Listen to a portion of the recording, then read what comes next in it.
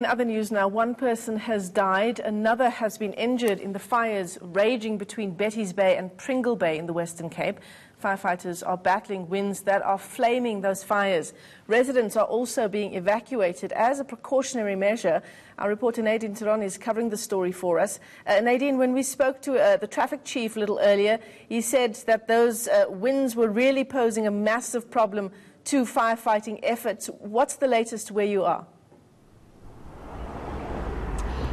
Okay, so since you spoke to Kenny Africa, the R44 has been open, so all the roads are open at the moment.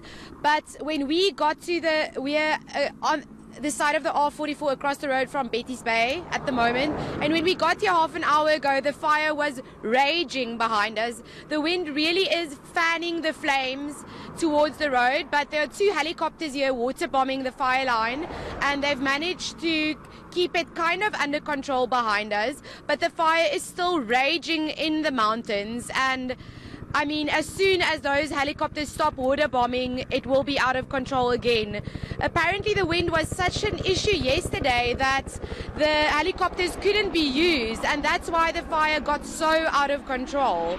Because this fire was actually ignited on New Year's Eve, allegedly by someone who shot a flare, a firework that fell into the mountains in the nature reserve.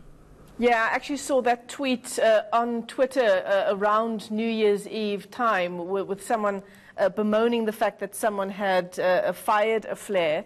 So what happens now in terms of evacuations, Nadine? We know that some people have been evacuated. Do you reckon those warnings will escalate to a lot more people being removed from the area?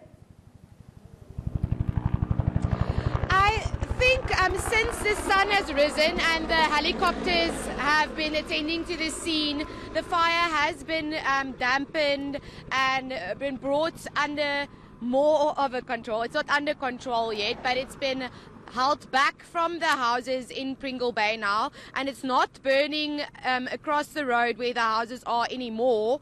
So those people were being evacuated since 3 a.m. this morning when the fire suddenly jumped the road. That's also when the unfortunate fatality occurred, and there were 2 serious injuries and 1 minor injury, and some houses were damaged. At the moment it's not burning in the area, the residential area anymore. It's only burning in the reserve and in the mountains.